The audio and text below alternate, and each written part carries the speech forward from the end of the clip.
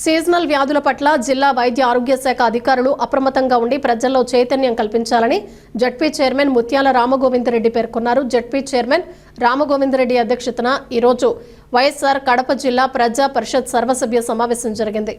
జిల్లా collector doctor చేకూరి శ్రీధర్, ప్రభుత్వ whip railway Koduru శాసనసభ్యులు అవర శ్రీధర్, ప్రొద్దుటూరు ఎమ్మెల్యే వరదరాజుల రెడ్డి, ఎమ్మెల్సీలు రామగోపాల్ రెడ్డి, ఎంవి రామచంద్రారెడ్డి, పి రామసుబ్బారెడ్డి, అన్నమయ్య జిల్లా జాయింట్ కలెక్టర్ ఆదర్శ Rajendran, ZP CEO Obulamma, DC MS chairman Jayaprakash, వివిధ ప్రభుత్వ శాఖల అధికారులు, జడ్పీటీసీ సభ్యులు, మండల పరిషత్ అధ్యక్షులు పాల్గొనగా ప్రధానంగా సమావేశంలో జిల్లా వైద్య ఆరోగ్య శాఖపై చర్చ సాగింది.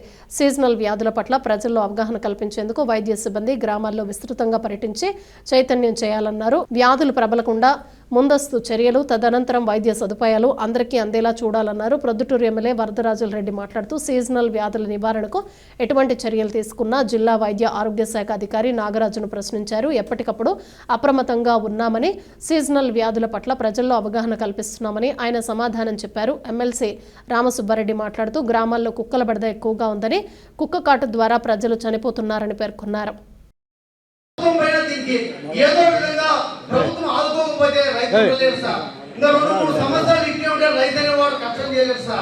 ఎక్కడ బతకలేడు, ఏ పంట లేదు, ఏ పంట గిట్టుబాటు లేదు.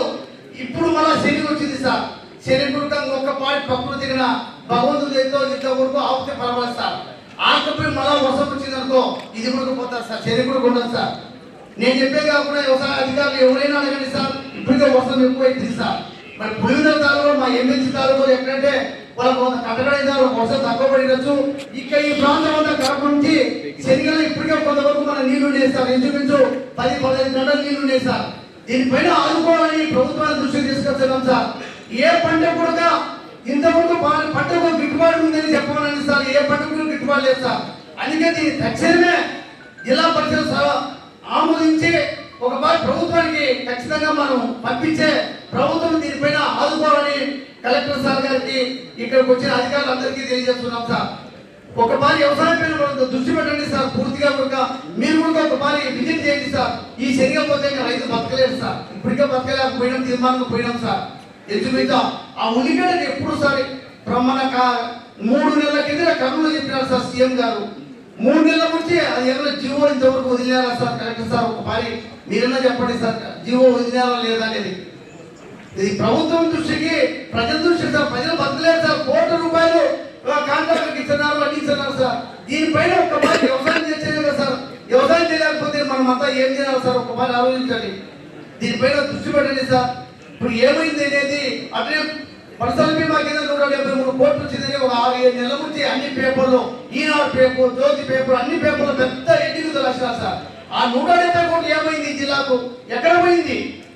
ఉందా లేదా అని చెప్పండి సార్. మేము ఎందుకంటే దెబ్బదెబ్బ అడగడము చేయడము ఇది మంచి పదే కాదు. మా కొడుక మీ గౌరవం, మీ ముందర మేము మాట్లాడడం కూడా తప్పు సార్. అది అందుకే ఇది లేదంటే బాగుంటున్నాం సార్. తప్పేం కాదు సార్. రైతుల రోజు యూజ్ వస్తుంది, రేపు వస్తుంది అనుకుంటుంటే అది బాగుండదు సార్. ఒకసారి కలెక్టర్ సార్, అందుకే నీ కోసం వెయిట్ చేస్తున్నాం సార్. దీనిపైన సార్ వచ్చినా మాట్లాడుతున్నాను సీఓ మేడం అని.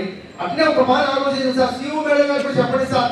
పల్లెల్లో రోడ్డు అనేది మా ఎమ్మెల్సీ స్వామి అయ్యప్ప స్వామి కూడా తెలుసు సార్. పల్లెల్లో మేడం 2 లక్షలు 3 లక్షలు కూడా మట్టి రోడ్డు ఇకపోతే వెళ్ళిపోతారు సార్. మేడం నువ్వు వ్యవసాయం కుటుంబంలో పుట్టినావా మేడం? నీకు తెలుసునా వ్యవసాయం చేసేది? నీకు తెలుసునా మేడం ఎట్లా చేసేది? ఒకసారి ఆలోచించండి మేడం. సీఓ మేడం, నీ పేద పెట్టుకొని నీ కాళ్ళు పెట్టుకొని చూడాల్సింది కాదు మేడం. పల్లెల్లోకి వచ్చి దారి ఏ విధంగా కూడా ఆ దారిలోకి ఒక 3 ఈరియా 3 ఎత్తుకోవాలా, లేకపోతే పాస్పోర్ట్ ఎత్తుకోపోవాలా, 3 ఎత్తుకోవాలని ఎట్టపోతారు మేడం? 40-50 కేజీలు 3 ఎత్తుకోపోతారా? చెప్పండి మేడం. సీఓ మేడం ఇంత ముందు మీటింగ్ లో కలెక్టర్ గారు సార్ చెప్పినారు, ఇచ్చేయండి మాని కూడా చెప్పినారు. మీ దగ్గరకు వచ్చే పలకరు పేరుకేమో జిల్లా చైర్మన్ ఒక ఏదంటే చూడు ఒక మామిడికాయ ఏదైనా ఇప్పుడు ఏదైనా పల్లె వ్యవసాయం పైన మాట్లాడుతున్నా. వ్యవసాయం చేయాలంటే దారి ఉంటేనే కదా స్వామి అయ్యప్ప స్వామి ఎమ్మెల్సీ గారు. నిజంగా వ్యవసాయ కుటుంబంలో మనం ఉన్నాం కదా స్వామి. ఆ పల్లెలకు దారి బాగుండి ఏ విధంగా పోవాలి స్వామి? చేలకాడికి నువ్వు చెప్పు స్వామి. 2 లక్షలు 3 లక్షలు కూడా సీఓ మేడం ఇకపోతే ఏ విధంగా అన్ని సిమెంట్ రోడ్డు పెడతామా స్వామి? మనం చేలకాడ కూడా సిమెంట్ రోడ్డు పెడతామా? ఒకసారి ఆలోచించండి మనం కూడా. నేను గౌరవ సభ్యులు కూడా మా అందరం కూడా వ్యవసాయ కుటుంబాల నుంచి వచ్చిన వాళ్ళే. రెండవది జగన్మోహన్ రెడ్డి గారు మన ప్రతిపక్ష నాయకులు అక్కడ వచ్చి అన్నిటికీ చూశారు. మా శాసనసభ్యుడు అయితే ఇదంతా బోగస్ అని మాట్లాడారు. అరే గౌరవ సభ్యులు బాధ్యతగా ఉన్నప్పుడు ఇష్యూని మాట్లాడచ్చు. జగన్మోహన్ రెడ్డి గారిని తింటారో విమర్శిస్తారో రాజకీయంగా అది వేరే విషయం. అంతేగాని ఇష్యూని డైవర్ట్ చేస్తూ అది బోగస్ అంటే అక్కడికి వెళ్ళిన పరిస్థితే బోగస్ అని మాట్లాడుతున్నారు గౌరవ సభ్యులు. అంటే ఎంత అంటే ఆ ఇష్యూను రైతుల ఇష్యూను కూడా బోగస్ అని మాట్లాడితే ఒక ప్రతిపక్ష నాయకుడిగా వెళ్ళాడు అక్కడికి, అరటికి సమస్య ఉంది, చూశాడు. ఆ సమస్య ఎక్కడ హౌస్లో మాట్లాడు, మా ఎమ్మెల్యే గారు హౌస్లో మాట్లాడు, ఎవరన్నారు నీకు అర్పించారు, ప్రజలు నిన్ను ఎన్నుకున్నారు, అంతే తప్ప ప్రజల సమస్యలు కూడా పోగొచ్చు, రైతులే పోగొచ్చు, రైతుల సమస్యలే పోగొచ్చు అన్నట్టు ప్రతిపక్ష నాయకుడు పర్యటనే పోగొచ్చు అంటే అంటే అట్లా తయారైపోయారు వ్యవస్థలో. బాధ్యత లేకుండా అయిపోయారు, బాధ్యత లేకుండా మాట్లాడుతూ ఉన్నారు. నేను కోరేది ఏంటంటే రైతులు కష్టాలు ఉన్నారు, ఇబ్బందులు ఉన్నారు, మనమందరం కూడా వాళ్ళు ఆదుకునేదానికి ఎక్కడ వేదిక దొరికితే, ఎక్కడ అవకాశం దొరికితే వాళ్ళ తరఫున కొట్లాడి మాట్లాడి వాళ్ళకి మేలు జరిగే పరిస్థితి చేయాలి తప్ప ఒక ప్రకటన కూడా నీకు బాధ్యతయుతంగా ఎక్కడైనా ఎన్నుకుంటే అది బోగస్ పర్యటన. ఇప్పుడు రకాల కారణాల వల్ల అరటి ధర పడిపోయింది. ఎవరికి కూడా అరటి రైతు బ్రహ్మాండంగా ఉందో, రైతులు ఆనందంగా ఉన్నారని చెప్పి ఎవరు చెప్పడం లేదు.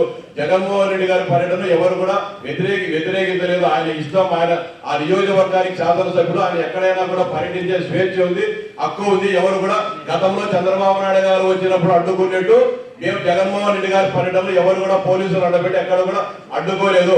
ఆయనకి ఏ సమాచారం కావాలన్నా కూడా ఇమ్మని చెప్పి జిల్లా కలెక్టర్ గారు స్పష్టంగా అగ్రికల్చర్, హార్టికల్చర్ అధికారులు కూడా ఆదేశించడం జరిగింది. గతంలో మాది చంద్రబాబు కాలు బయట పెడితే తారడ్డ వేయడమో, పోలీసులు పెట్టడమో, లేకుంటే నిర్బంధాలు ఉండేది. జగన్మోహన్ రెడ్డి గారు ఇన్ని మాటలు పులివెందుల నియోజకవర్గంలో అరటి రైతు కాదు, అనేక రకాలైన సమస్యలు ఉన్నాయి, వాటిని కూడా పరిష్కరించాలా. పులివెందులో నేను బనానా ప్లాంట్ పెట్టాను, బనానా ప్రాసెసింగ్ ప్లాంట్ పెట్టామని చెప్తాడు. ఎందుకన్నా 5 సంవత్సరాల ముందు జగన్మోహన్ రెడ్డి గారు దాన్ని ప్రారంభించలేకపోయినారు. ఆయనే చెప్తాడు పీపీ మోడల్ మెడికల్ కాలేజ్ చేసి నేను వచ్చిన తర్వాత రద్దు చేస్తాను. ఈ రోజు పులివెందుల్లో దానికి బనానా ప్రాసెసింగ్ ప్లాంట్ ఎవరైనా రావాలంటే ఈయన ఎప్పుడైనా భవిష్యత్తులో వచ్చేసి మళ్ళీ ఆయన రద్దు చేసి ఆయన గుర్తుకుంటాడని చెప్పి భయపడి రావడంలే. మేము అనేక మంది పారిశ్రామికతో అడుగుతాం, రావడం మా పులివెందుల ప్లాంట్ ఉందంటే మళ్ళీ ఎప్పుడైనా కర్మదాలకు ఈ రాష్ట్ర ప్రజల దురదృష్టంలో ఎప్పుడైనా ముఖ్యమంత్రి గారు ఎప్పుడన్నా వస్తే దీని ఆయన గుర్తుకుంటే మేము యాగంగా దుంకాలని చెప్తారు. అది పరిస్థితి. మీరేమో ఒక పక్క ఇది మాట్లాడతారు, మరో పక్క బెదిరిస్తారు. ఎవరు సార్ దాంట్లో లేకి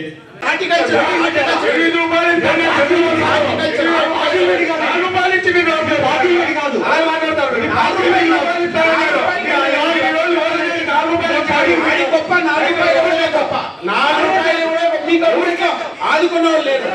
10 కోట్లు వచ్చిందా లేదా? 10 కోట్లు వచ్చిందా లేదా? 10 కోట్లు వచ్చిందా లేదా? హార్టికల్చర్ మీరు కనుక్కోండి. మీరు మీ ఆర్టీఐకి అప్లై చేసుకోండి. మీరు ఆర్టీఐకి అప్లై చేసుకోండి. ఆర్టీఐకి అప్లై చేసుకోండి. మామిడికాయ చంద్రబాబు నాయుడు గారు రైతు పక్షపాతే. మామిడికాయలకు 250 కోట్ల రూపాయలు రిలీజ్ చేశారు. అబద్ధం కాదు కదా? అబద్ధం ఇంత అబద్ధం అని చెప్పాల్సిన అవసరం లేదు.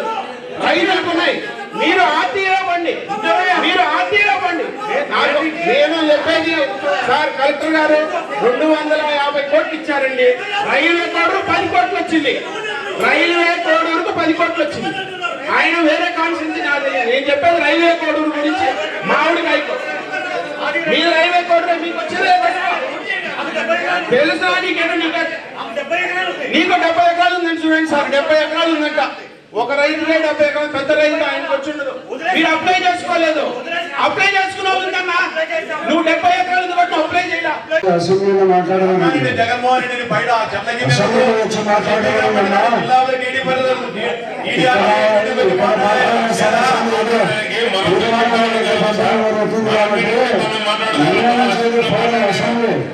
రాష్ట్రానికంతా అసెంబ్లీ ఉంది, ఆ అసెంబ్లీకి వచ్చి మాట్లాడగలండి.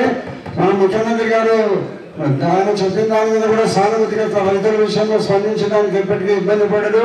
ఈ రైతు ప్రభుత్వం అమ్మా. గత ప్రభుత్వంలో ఆర్థిక పరిస్థితులు ఇబ్బందులు ఉన్నాయి. ప్రభుత్వం కొత్తగా వచ్చింది మనందరిలో కోరికలు ఇవన్నీ చేయాలని ఉండడం సహజమే. అలాగే ప్రభుత్వ ఆర్థిక పరిస్థితులను కూడా దృష్టిలో పెట్టుకొని మనం మాట్లాడాలి.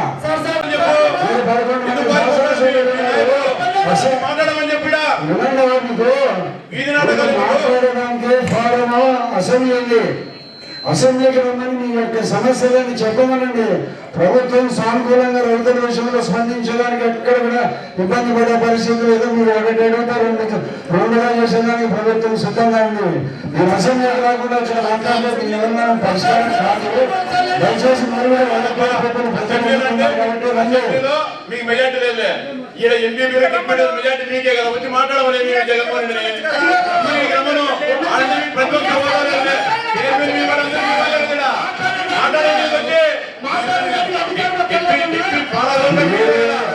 టీఆర్సీకి రమ్మని చెప్పి మాట్లాడాలి జగన్మోహన్ రెడ్డి రాలే మాట్లాడమనబ్బా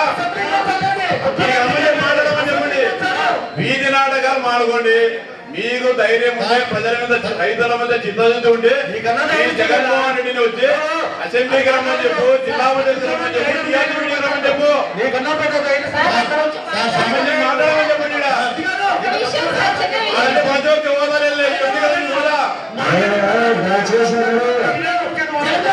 హోదాలు తీర్మానం ప్రవేశపెట్టడం రాష్ట్ర ప్రభుత్వానికి పంపండి.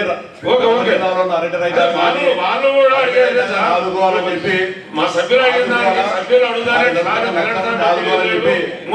తీర్మానాన్ని ప్రతిపాదించడం జరుగుతుంది. సభ్యులందరూ కూడా ఆమోదించాలని చెప్పి విజ్ఞప్తి చేస్తున్నా.